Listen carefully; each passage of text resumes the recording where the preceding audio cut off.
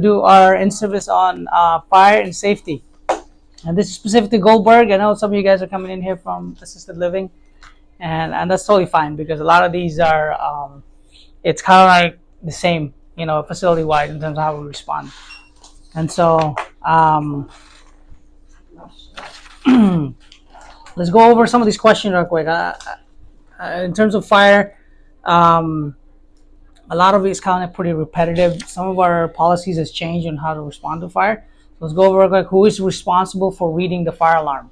Everybody. All of us. Right? It's all of us. And but the first person that's like at the nursing station is going to be your clerk and your resource nurse. So these individuals are the ones that are required to really like, hey, you know what? There's a fire in room 22. This is the kind of fire it is, and then let's kind of disperse and figure this out. But the fire alarm, what does it do? What does it tell you? I mean, the fire panel, right? Tells you that there's a fire and where it is. And where it is. Yeah, right. Okay, good. Yeah, and that's there's a main fire alarm panel. And where is that located at? It's in the nurse's station. At the nursing station, and the main one. Where's the main one? The big one. There's a big one. There's one right there by the dirty linen, right? The dirty linen, right? Right at the nursing station. There's another office right there. There's a big one right there, and every department, even assisted living, and even Katzen has that. Okay. So what building letter are we? B. That's right. If you call 911, you should probably know what building letter you are. Okay. What about in Katzen? What building are you?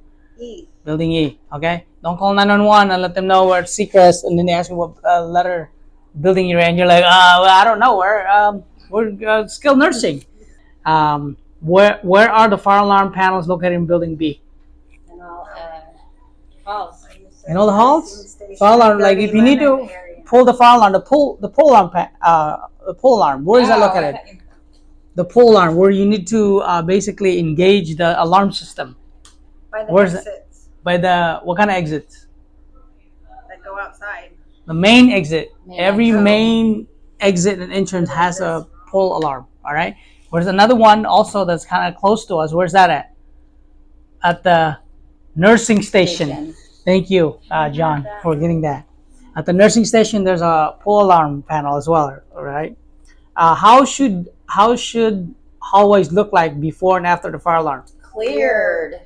Cleared after, right? But what before? What does it look like? Before the fire. What does it look like? The hallways. It should be clear. No. What about all the cart that's on there? Is that clear all the time before the fire? But it should be. What should it look like?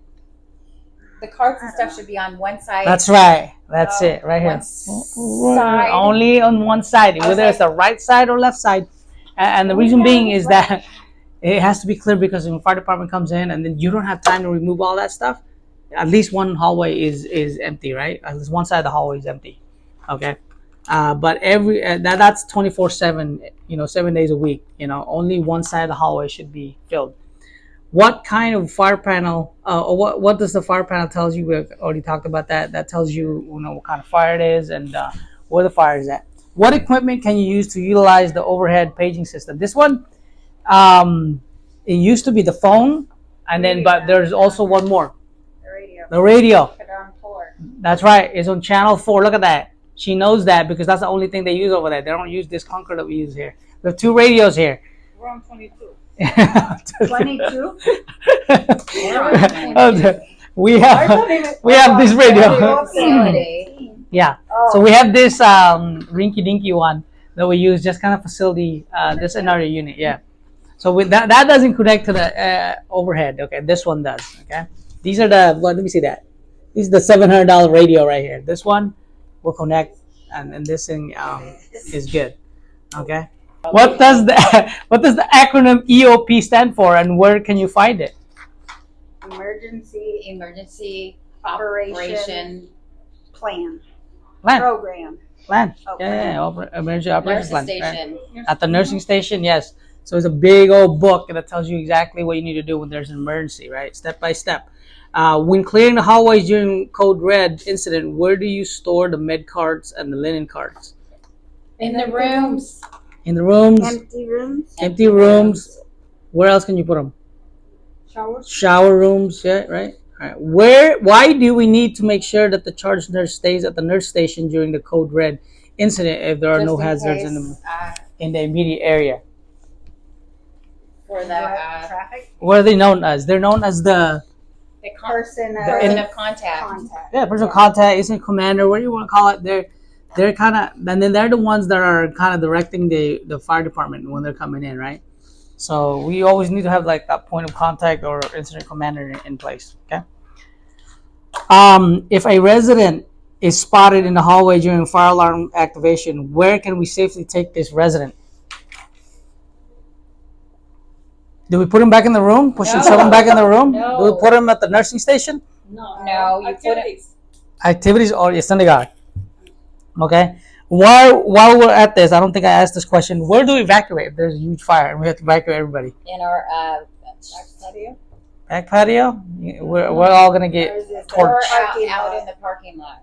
in the parking lot. Which parking lot? B. YMCA or the what parking lot? Yeah, you can be here. Yeah, It's supposed Oh, to the be Silverado. YMCA. Silverado. It's not Okay. YMCA anymore. Yeah, YMCA or Silverado too. Yeah. So, all right. Where can we safely evacuate all the residents? Oh, I did ask that. Where are the emergency shut-off valves for your building?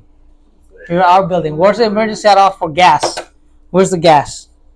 Over there by Mills. By Mel's, that's right. How long have you been here, Don? 17. 17 years. You've 18. been here 17 years. Well, I had left, so the total is 17. I'm going on my 9. So- So, so Don knows that, right? It might take you 10 years to know where the gas shut-off is. But that's all right. Damn, then I have 5 more years to go for me to remember. Okay, if you forget where these things are at, right? I don't know, you're scared of it. Where is it at? In the back of your name tag. That's right. Tells you. Mine's- What about the electricity? Electrical on the panel, back the patio. electricity room, electrical room. Right next to our soiled linen. Stop it. No. MDS office. That's right. See, Right? it might take you 20 years I'm to like, figure that out. there's the evacuation room or the emergency room that she's talking about. That's what she's talking about. What about the water shut off? We have an earthquake and the water squirting everywhere in GHC. Saxony Way. Saxony, it's secret. Is it Secret Way? Saxony. Saxony. The one over where we park. Lane. Where we Ours is park. by Saxony Lane.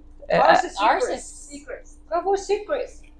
That might take you 30 years to figure that out. Secrets way. Oh, Secrest. Is it Secret Way? Yeah, ours is Saxony Lane. Oh, Saxony Lane, so Secret Way.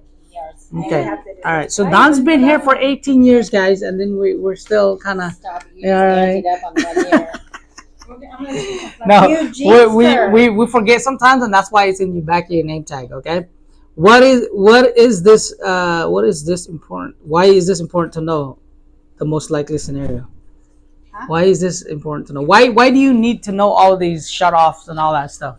In For case of emergency purposes. Right? Yeah. So it prevents like the disaster from getting worse, right? If you have gas and you're able to shut it off, of course it's gonna lessen the situation, right? There's no explosion, less people are gonna get hurt. Same thing with electrical room, right? You can shut that off, and you have less damages in the building. With the water, obviously, you can flood the whole place out, right? So it's really important to kind of know these things, all right? So there's other stuff in the back here, guys, but we're not gonna go over this. We're just going over some of the basic stuff here, just the front page, okay? So go ahead and fill it in, put your name on there. And these are just your basic stuff when responding to emergency. I'll go over real quick when there is a fire and you hear code red, building B, room 23, Goldberg Healthcare Center. You have to say that 3 times, the building and the level of care, which is the Goldberg Healthcare Center, right? And then the room number, right? And you have to say code red 3 times. And then when it clears, you got to say it 3 times as well. Our main goal, if you're a nurse or CNA, in this situation we're CNAs, we need to be clearing the hallway within like 2 to 3 minutes. We should have the hallways cleared. We should check every single room. If there's no fire on there, you close it, right? And then you remove the resident out of the hallway. You put them in activities. You put all the stuff that's in the hallway into an empty room or in the shower room. and then you get ready for the fire department to come through, right? Pick up the EOP folder if it hasn't yet been picked up, and then we can all sign in, and there should be a sign in there. And there's also like a step-by-step process on what You needs guys to be tag done. your rooms? What's that? Do you have the tags for Yeah, your rooms? so one of Yeah. the CNAs off per hall should be going where that, with the fire With the- extinguisher. Fire extinguisher. Inside the fire extinguisher, there's also a tag there. Tags. It tells you that there's no fire in the room, right? And the fire panel, we should be running right when the fire alarm goes off. Go to the fire panel, take a look at it, where the fire is at, and what kind of fire it is. Okay. We got this recorded. We got done in approximately 10 minutes. Yeah. So go ahead and sign in, guys. This is a nice Teamwork little, is dream work. yeah. Whoop, whoop. That's what he So said. yeah, and we're actually gonna go over the tests and practice all of these activities. It's gonna stretch out to over an hour of training.